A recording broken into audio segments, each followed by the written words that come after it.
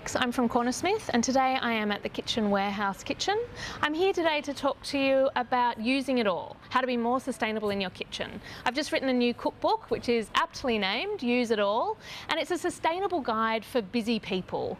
It's the way that we need to shop, how we need to cook mindfully and thoughtfully, how to reduce food waste, how to buy whole, buy less, and use everything that you've got. It covers breakfast, lunch and dinner, lots of preserving tips, and most importantly, lots of waste hacks, so you don't end up throwing things that could be edible into the bin without thinking about them. Really, it's about changing your kitchen habits. Today I wanted to talk to you about a whole celery, about how to buy whole ingredients, store them well, and make sure you use all of it to reduce food waste and make sure that nothing ends up in the bin. Celery can be a little bit overwhelming. In my cooking classes, it's one of the most ingredients I get asked about. I think people get a bit afraid if they're going to buy this huge thing and how are they going to use all those stalks, and then there's all the leaves and what are they going to do. So I'm going to today show you how to break it down and use every part of the celery. Most people buy a portion celery that's been wrapped in plastic. I think it's really important that we start to reduce the amount of plastic that we're bringing into our homes. It's never been more timely that we need to be more environmental in our kitchens. So I don't want you to be afraid to buy whole ingredients. It's your challenge to go out there and give it a go. So you've got your whole celery. First thing to do is to make sure whatever you buy that you care for it, store it well and treat it well. That's the #1 rule to reducing food waste in the kitchen. So I'm going to chop the end off. Now this does not need to go into the bin. This is amazing as a base for stocks. So if you've got lots of veggie scraps, hang on to them, pop them into a container in the fridge, and then, you know, in a couple of days or at the end of the week, you can make yourself a really great veggie stock. Or if you've got a chicken carcass, chuck it in with that and make yourself a chicken stock. If you weren't planning on making a stock that week, you could freeze that as well. So that's the base of the celery. The hero of the celery obviously is the stalks.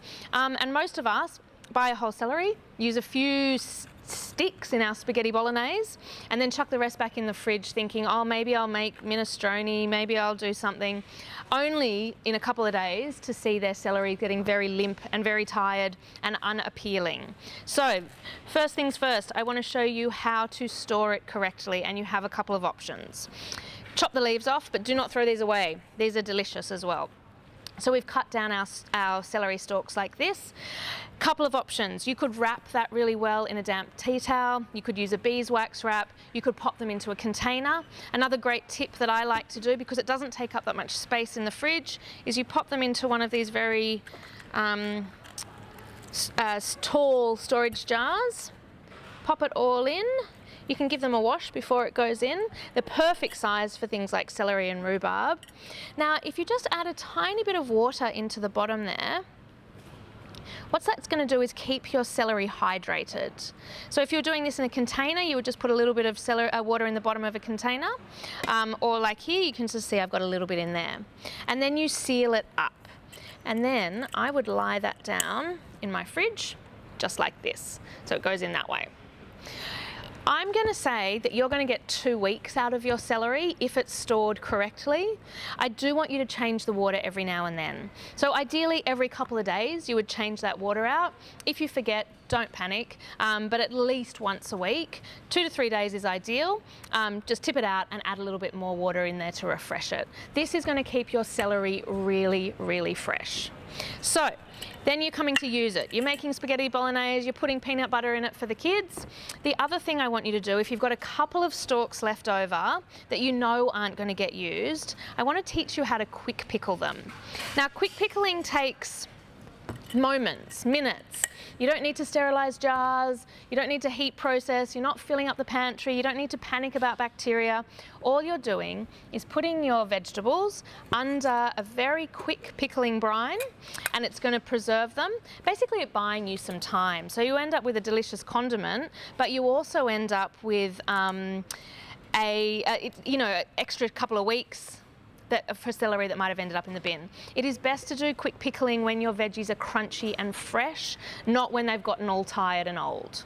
So first and foremost, we're going to pop the celery into the jar.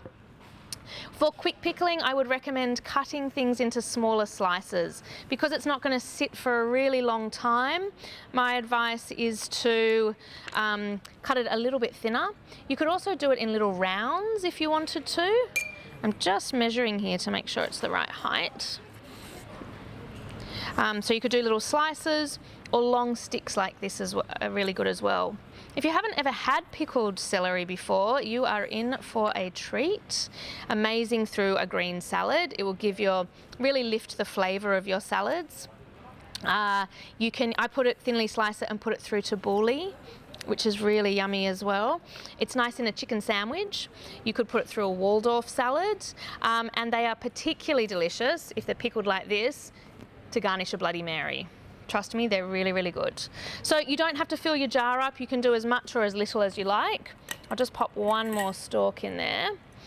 And then we're going to put a bit of flavour in there. For quick pickling, don't go out and buy any more extra spices. I would just use what you have. So I had a little raid of my spice cabinet, and I've got some dried chilies. So 1 or 2 of those would be really good. I've got some fennel seeds and some peppercorns as well. And I'm just going to pop those into the bottom of the jar.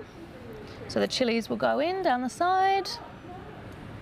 And then I'm going to pop in the fennel seeds and the peppercorns. Probably a teaspoon to 2 teaspoons in the bottom of the jar. You could also use things like a bit of lemon peel would be really nice. A bit of ginger would be yummy. I'm happy for you to experiment with whatever spices that you've got at home. All right, so the celery is in there. Next, we need to think about our pickling brine. So for quick pickling, it is so easy, you do not even need to turn the stove on. I'm going to give you a ratio that works for all vegetables. 1 cup of very hot water, 1 cup of vinegar. Apple cider vinegar would be nice, white wine vinegar would be nice. You could also use rice wine vinegar if you have it. I would stay away from red wine vinegar or balsamic vinegars, but something that's light. So 1 cup of boiling water, 1 cup of vinegar, and this has about 1/3 of a cup of caster sugar that I just dissolved by mixing it with a whisk. And then you add in salt. It's really up to you, it's salt to taste. I would say about a teaspoon would be nice in there. If you like it less salty, do less. If you like more, do more. So then I'm just going to give that a quick whisk to make sure everything's dissolved. So all it is vinegar, water, sugar and salt. We give that a whisk. And I just boiled the kettle for the hot water. It's super, super simple. And then we're going to pour the brine over the celery to completely submerge it. Now you can see that probably took me all of 5 minutes. It's really easy to do. Make sure you give that a go with radishes, would be really nice as well. If you had half a red onion left over, a little bit of broccoli stems or cauliflower stems would be delicious.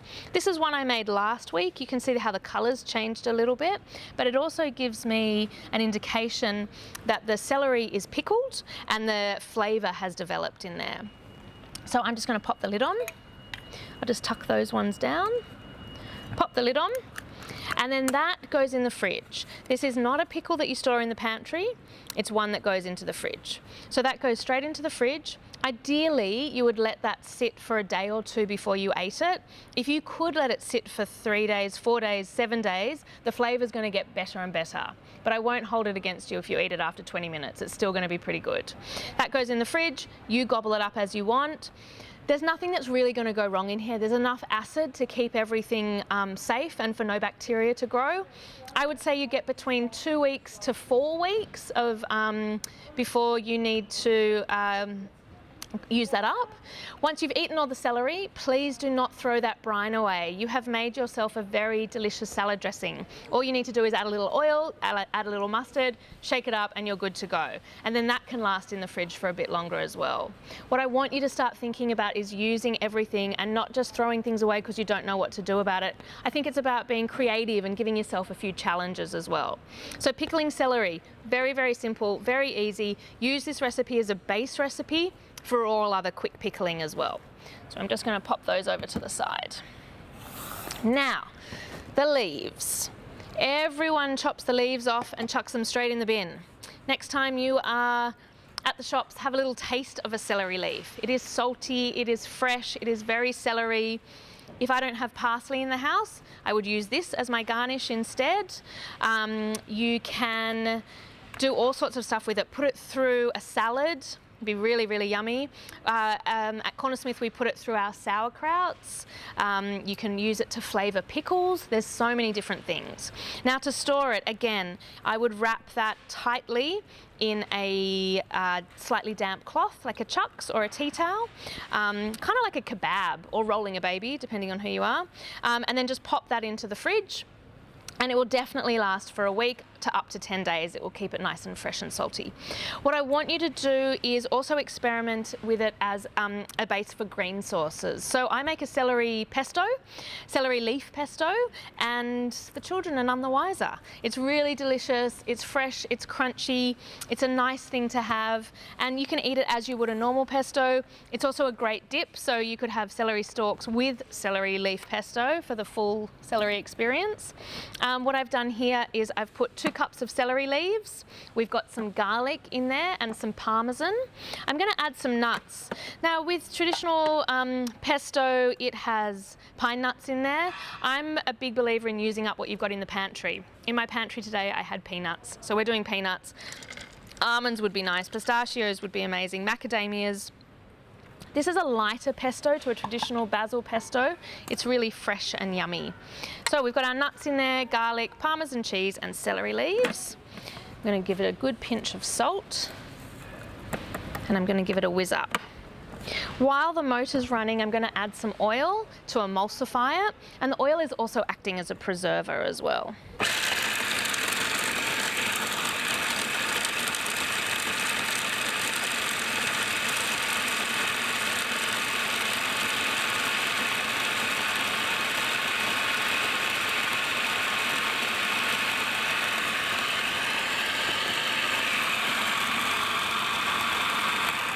All right, now you can leave that, oh, smells so good. You can leave that, oh, sorry, as crunchy or as smooth as you like. You could add a little bit more oil if you want it to be runnier. I generally do about 100 to 120 mils of oil for this size batch, but feel free to make it as big or as small as you'd like. So once you are happy with it, have a taste, add more oil if it needs it, add more salt, add more garlic. Really use it as a base. Then we're going to pop it into a jar and we're going to store it in the fridge. So go straight in.